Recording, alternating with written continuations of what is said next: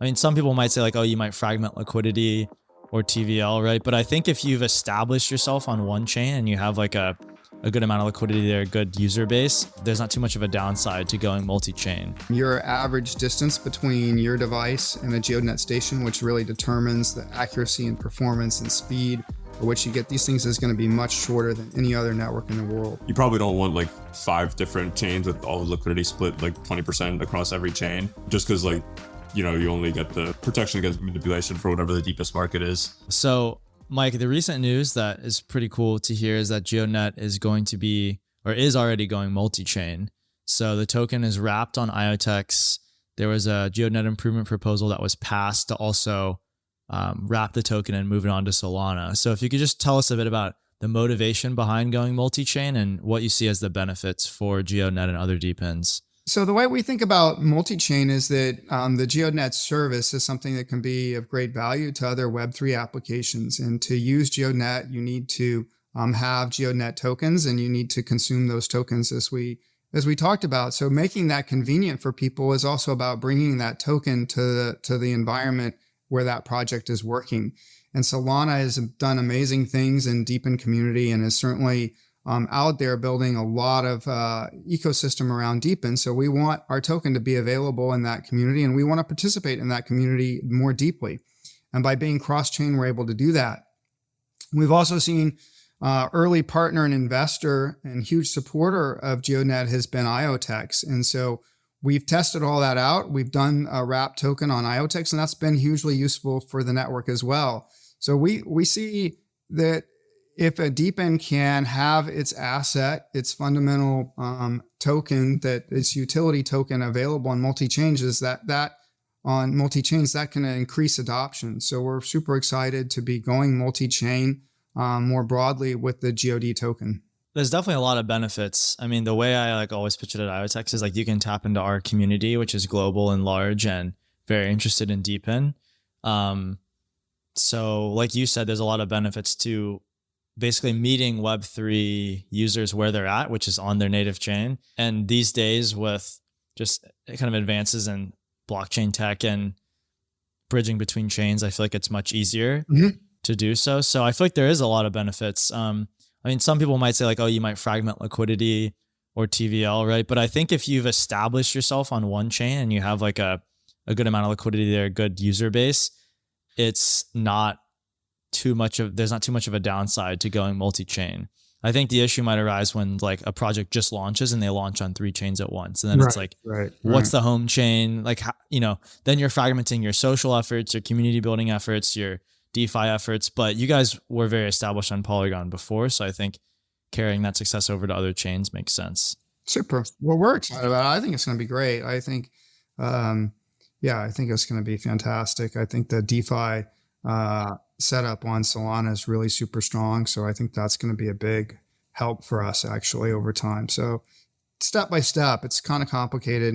We don't want to screw anything up. So we're not going like super light speed on the project, but we should have the wormhole bridge up by token 2049 as well. And then good timing. And we'll do some initial steps, get some liquidity there and see where it goes. Sweet. Sal, any thoughts from you? Or? No, I agree. I mean, the toughest part is it more practically, I guess, like the centralized exchanges will look to one like price venue. And so they'll look to like, where's the main liquidity and like take that reference price just so people can't play shenanigans around. Like you probably don't want like 5 different chains with all the liquidity split like 20% across every chain, just because like, you only get the secure or like the protection against market manipulation for whatever the deepest market is. Right. But aside from managing that risk, I think like you guys don't have a ton of people aren't going to like mega short or go long on the Geodnet token to like screw with the network anytime soon, I don't think. Right. It makes sense to be across multiple ecosystems. Mike, maybe you can tell us a bit about the on-chain revenue that Geodnet has been generating, which is in the top 5 or top 10 on DePIN Ninja on any given day. And I think just hit into the 7 figures. Yeah. So I think it's still super early. We've been building up the network coverage to really enable people to go out and use the service on a broad scale, which is, I think, the fundamental enabler to grow the revenue broadly. And we have applications now across automotive, agriculture, IoT and robotics, and then very traditional civil survey and construction and mapping type of applications all coming online and growing. And I think the best is certainly yet to come. But it's a good solid steps in getting more and more customers onboarded. Over 25 customers have signed up to be B2B users. We are pretty focused still on the B2B use cases, but over time we see consumer and we see Web3 as being exciting breakout opportunities for the network as well. Absolutely. One of the things that I think makes like your guys' network much different is when you think about like B2B use cases, other places in DePIN, the canonical example comes to mind is like trying to offload your data on the bandwidth side. And it's taken a lot longer than I think people, we were all talking about this like 3-4 years ago, and it seems like maybe now it's just on the horizon. What do you like when you're pitching do they have other options, I guess, for this data, or like why are they using Geodnet data versus whatever they're doing now, and why have they been so quick to adopt it versus like other enterprises in DePIN that don't seem to have be as forward leaning? I think there are three core reasons the adoption's happening pretty quickly. The first is that the existing options aren't that great. You sort of have no one has a global high precision RTK network that truly provides coverage everywhere at the centimeter accuracy level. Nobody has that. We are now by stations the biggest network in the world. So if you're in a city like London, your average distance between your device and a Geodnet station, which really determines the accuracy and performance and speed at which you get these things, is going to be much shorter than any other network in the world. So that's a big driver for people to use it, because the experience with this type of technology historically has been it's pretty finicky, it's pretty high end. So people who really need it will pay whatever it takes to get it, but it's real hard. By having a dense network that we've been able to build through DePIN and having a lot more stations, it just gets a whole lot easier to get it to work right. And so just the simple availability and ease of use and making things work well is a big advantage. And then, of course, the cost is a big advantage. Another thing that's been, I think, helpful is that the marketplace for these types of correction services and accuracy data is well standardized. The standards have developed over the last 20 years, and they're well accepted in the industry. So for a person who has been using a high precision service and paying a lot of money for it and been frustrated with it, for them to switch to Geodnet is a 5-10 second process if they have a piece of equipment that already supports RTK. It's real easy. You just go typically to a settings page in your equipment and change the IP address and enter in credentials, and you're done.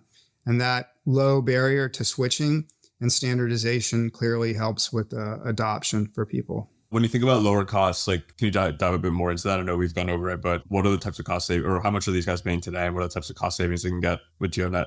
Right. So we divide the world into sort of two categories, what we call professional and then sort of IoT applications. And for professional use cases, market price of services is anywhere on the low end for like $1,000 a year to the high end, $4,000 per year. And this just depends on the exact service provider they're using, the country that you're working in, and so forth.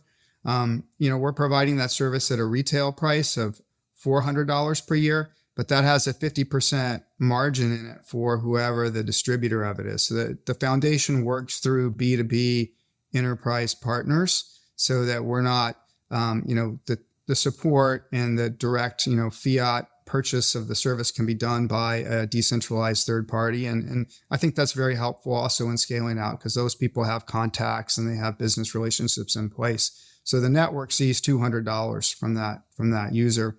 That's the high end. The low end, we're in the sort of, for robotic applications, we offer a slightly lower grade service than the professional, but it's still very, very accurate and very, very good.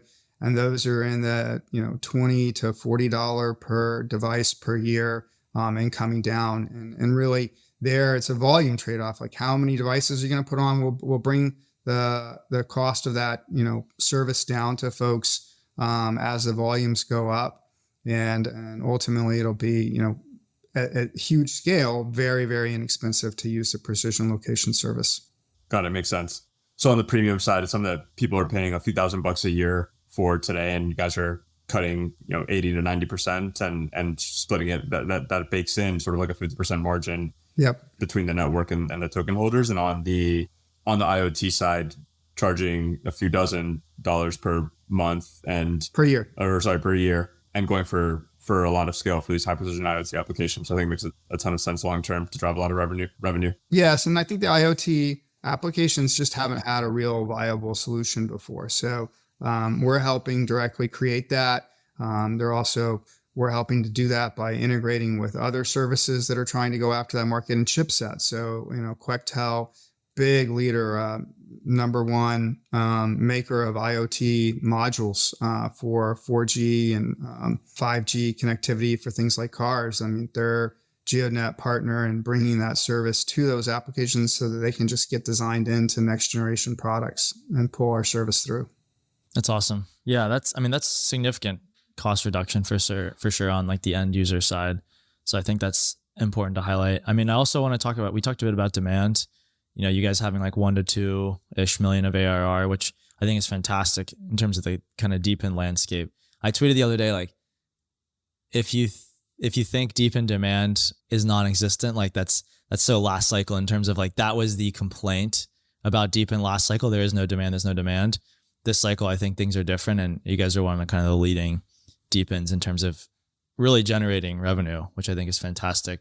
I want to talk about how that revenue accrues to the token. So like, what's the mechanism there? Is there a percentage that's like publicly available? Because a lot of times the kind of like labs or core dev entity of a DePIN will make revenue, but then it's like unclear, or it's a low percentage in terms of how much actually accrues to the token. So I'm sure token holders would be interested in this answer. Yeah. So when you acquire the service, when the service is acquired through any means to use Geodnet, there's going to be a cost associated with that. And the easiest way to think about that cost is in dollars. And those dollars then directly are used to buy back tokens. So every dollar spent on the Geodnet service is buying back $1 worth of GEOD token. And the number of tokens will obviously vary depending on the time of the day. But at the end of the day, you're buying back $1. When $1 is spent on Geodnet, $1 of tokens are being bought back from the open market through DeFi. And so DeFi is a very fundamental enabling technology for a network like Geodnet. And then of that $1 worth of Geodnet tokens, then 80% of those tokens are sent to the burn address, which means they're permanently taken out of supply. And so we have a very strong deflationary aspect. The remaining 20% of the tokens are returned to the foundation. And that's the core way our tokenomics are set up to work. We have a goal to fully decentralize that, to have all of that done in a fully decentralized way. It's going to take still a hot minute to get that done, but we're building, like we've built now for smaller customers, a capability where they can directly run our payment portal through their network. Like they can have a buy Geodnet button. It takes PayPal in and it goes back through the Uniswap API to directly repurchase the tokens on the spot. And that's something that we'll be rolling out with a partner in ag here in the agricultural market as a first customer just in the next month or so. So we want to fully decentralize that mechanism. I think it's really important from a long-term community health and regulatory point of view to do that. But at the end of the day, every dollar is buying back $1 of GEOD token. 80 cents of that dollar is going to the burn address, pulling it out of circulation permanently, 20% returning back to the foundation's treasury. Yeah, I mean, I think that's a fantastic setup, honestly, and it's super cool to hear about the mechanisms of how it all works. I mean, an 100% like revenue to buyback ratio is as good as it gets, right? And then having 80% of those tokens be burned, I think is a good high percentage, and having 20% of them be able to be repurposed for future incentives or whatever else, I think also makes sense. So super cool to hear. I think the key word for Geodnet, and every DePIN project is a little bit different, and some do have more centralized needs than we do. But our key word is protocol. We are establishing this as a protocol for high accuracy data that we want to see fully decentralized, fully, anybody can operate a station, anybody can operate ultimately what we call a validation node, a service providing node. We haven't implemented all this yet. because actually going back to your original point, because when we entered to the DePIN space, there was this theme that demand is a huge issue. We really focused and prioritized building out customers in the Web2 space, using the service, proving that DePIN could scale and provide a commercial quality, a high quality service to these customers. We prioritized that first and getting revenue over perfecting the protocol for full decentralization. But I think it is very important where possible to fully decentralize. And Geodnet is a network and a technology that can be 100% fully decentralized. And it's my goal to do that. It's going to make my life easier, make the foundation's life easier, and protect the protocol from future challenges. Currently, operating these nodes and running this type of stuff is very open, and there isn't any real censorship outside of some very special countries that have crazy geospatial laws. China being the most notable example, but China has a lot of internet and restrictions in general anyway. So outside of that, it's free and open, but that's not a guarantee that it'll always be that way. So building a protocol that can be fully decentralized kind of makes that guarantee much stronger and creates a lot of disincentive to try to change that, because there's technology that is sort of in place that's working that makes it hard to do that. And I think that's really important. I mean, look at the App Store. The App Store is so broken. The model to get an app published is so incredibly different than it is to publish a website. And we want to be building a network that's like publishing a website. It is a true decentralized piece of internet infrastructure. We think high precision location, it's a natural commodity. This is something that people should be able to get and use wherever they are, and shouldn't be, required some super duper permission process like it does to get an app on the App Store now. So these things, you got to get this stuff right pretty early. But just in the cycle, we prioritized getting commercial revenue usage first, but decentralization is a very near term, very important next step for the network. For sure. I mean, yeah, I think you guys are ahead on demand. You guys are ahead on kind of decentralization and plans for that. Super cool to hear about like the PayPal to buy Geodnet kind of converter system you're testing out. And then I think you're also ahead on some DeFi. DeFi. DeFi is great. I think you're also ahead on the supply side. So you're at around 8,500 miners around the world. Two questions here. So one, like what level of coverage or reliability would you say you're at? Like, are you at 100% global coverage? If not, like how many miners would you need to get there roughly? And then also just tell me about the journey of scaling the supply side, because you guys have ramped that really fast. I remember maybe even like 4 to 6 months ago, you were at around 4,000 miners. So you've doubled your supply side in maybe 4, 5, 6 months. So yeah, talk to me about both of those.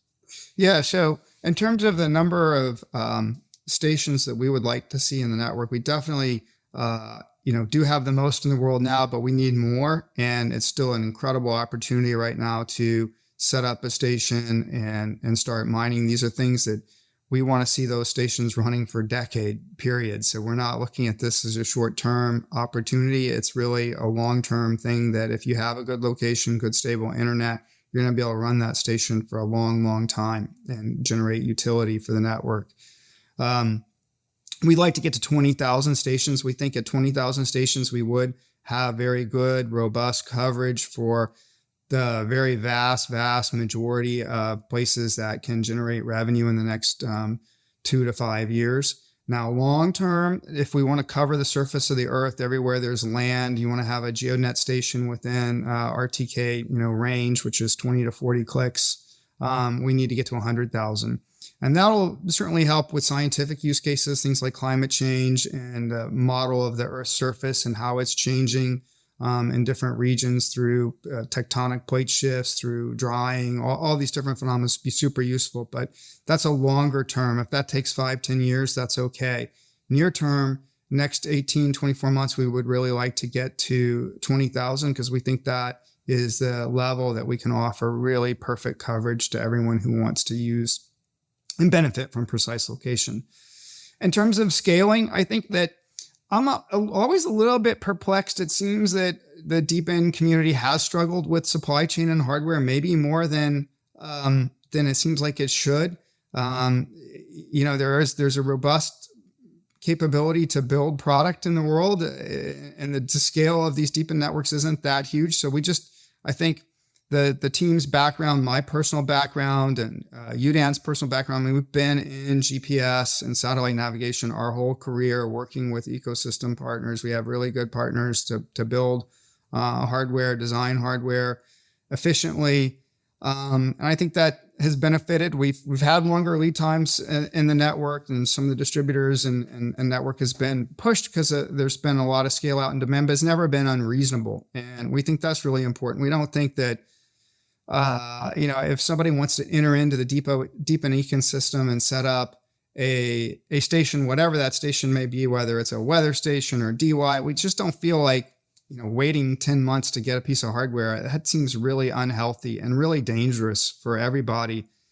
And we want to work to make sure that it's easy to get involved. I mean, if you think about classic blockchain or projects, I mean, you just download code and run it, right? I mean, there's no barrier to do it. And while here you do have to buy and install a physical piece of hardware, it still shouldn't be that different than going to Amazon and buying, a Netgear router. It really that should not be the barrier. And I don't know why we've been able to. I just think that we work hard to make sure that that's in place, and we do not like.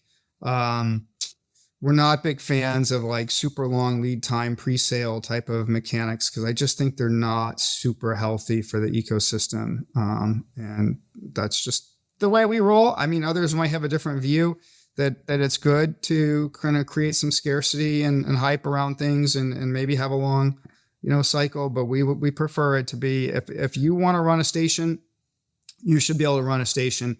It should be easy to get the hardware, get it set up, and get going. Making things easy for miners or contributors, easy and as cheap as possible, is really how you scale that supply side quickly. How do GEOD token incentives work for the supply side for miners? So if I was to buy a base station, roughly how much would it cost? And how do the token incentives work? How am I compensated for my contribution? It's pretty straightforward. You would want to go to the Geodnet map and look at your hex to see if where you're thinking of deploying already has a station. And in particular, if it has a station that has an NFT. So on the map, you'll see a dark purple circle around it. If there's an NFT holder, that means that hex is pretty well covered. And unless you look at the metrics and see that it's not performing well, you might think of a new location. If there is you can put a station up in an empty hex, then you can be really assured that if you do a good job of setting it up, you can earn the full token rewards rate, and you can earn that for the long term by setting it up, earning what we call our location NFT, which then will lock your ability to earn the highest rewards rate so long as you're keeping the station online and it's installed properly. Today, that rewards rate is 24 tokens per day, which translates out to about 8,000 tokens per year. There is an annual halving that takes place, and so you got to keep that in mind as well. Those are the basics of it. The stations cost $700. They're available worldwide through about 13 different distributors. Moving away from the supply side for a second, Mike, I was looking through your guys, sleuthing through your Discord, and I think last week there was some alpha leaked around a mobile app reveal. And a couple of really interesting points that I noticed there. It's like both, hex level RTK fixing and centimeter accuracy, which we've talked about, but also a car navigation product, and also something called boosting performance for other DePINs via repeater function. Just curious if you could tell us a little bit more about what that means, and sort of like why you guys decided to go down the mobile app route for a network that's primarily been B2B focused for the past few years. Yeah, so we do think that bringing high precision location to day-to-day consumer use cases is a big open frontier that Geodnet can take the lead on. And car navigation is definitely a place where, most of the time it works pretty well. But if you're either in the business of, being an Uber or Lyft driver, and those times when it doesn't work so well and you miss your exit, or you're struggling with the navigation performance that it really affects your revenue and your business, then if you can bring a device or a mobile app to the party that can improve that, we think there's a market opportunity there. So that's the core motivation. And we've built a really, what we think, is going to be the world's best consumer GPS navigation device. $149, deliver centimeter accuracy, some dead reckoning capability to work in areas where there's no GPS at all, like tunnels and parking garages, and integrate that into the cell phone experience. We think it'll be super useful. And in general, we're working to build out a mobile app ecosystem. So we've had a governance proposal that's passed to bridge the Geodnet token onto Solana. We think Solana is a huge leader, and what they're doing with the Saga, I think, is really fantastic to try to open the mobile phone platform to a decentralized ecosystem and dApps. I think and they're motivating other projects to do the same thing. So I think there's more than one horse in the race now. That's super, super, super important to, I think, our future. As I mentioned before, I think the App Store ecosystem is pretty broken. So we want to be a part of that. And we think consumer usage of GPS is huge. And while you don't every day feel like maybe you need more accuracy, actually, if it works better, it creates utility. The small incremental cost to deliver that service is going to be worth it for an awful lot of users. And we're trying to kind of lead the market by showing how that works and putting together a mobile app and an example device and getting it out there and using it for a lot of utility within the DePIN ecosystem. It does have this, as Sal mentioned, a repeater function built in, and that's so we can strengthen the GPS signal for other devices that maybe can't run an app or can't even connect to the thing. It takes the GPS signal in, cleans it up, and repeats it back out. And so that can help. And we've tested that now with a couple of users who have dash cams that want better GPS accuracy and better reliability. And we've seen that our device delivers really good performance on that. So we're excited to get that out there. We're going to launch that formally at Token 2049. And working super hard and testing and getting early access to users for that device to make sure that it's really ready to go. One thing you mentioned there around, I'm really excited to use the products too. You mentioned something around enhancing accuracy, like in tunnels or places where GPS is bad today. Like for the folks out there who are like, wait, GPS works on satellites. Like how do you make it work inside a tunnel? Yeah, so you Maybe you just explain that. Yeah, you do sensor fusion. And so this device does have also an inertial measurement unit, IMU, built into it. And so when you have the high accuracy GPS, it helps kind of initialize that IMU and get the best performance out of it. So then when you lose GPS, you can use the IMU to navigate. And so it will have that sensor fusion capability inside of the device. And that's actually turns out to be my personal background is a lot in sensor fusion. People often ask, oh, well, cameras and LiDARs, they can do everything that GPS does. And maybe you're not going to need that. Actually, the best solutions are ones that use complementary techniques. So some places, GPS is the absolute perfect solution and is by far the fastest, cheapest, most economic way to get high accuracy localization. In other cases, you may like in a tunnel, you're not going to get any GPS satellites in a tunnel. So you need to rely on other sensors. So that complementary sensor fusion is really the way to build robust systems. And we're big supporters of that. Super cool. Excited to hear more about that about all this at Token as well. Hopefully there's some big announcements from you guys and a bunch of other DePINs. But Mike, I think that's all we've got for you. Where would you like to point people to find out more about you or Geodnet on the internet? Just geodnet.com. It's a great place to start. Also, I would highlight our YouTube channel. We do work really hard to produce educational content about the network, interviews with our customers, great podcasts like this self. We really think video content is a great way to bring people up to speed quickly on some of the concepts around Geodnet. So check out our YouTube channel.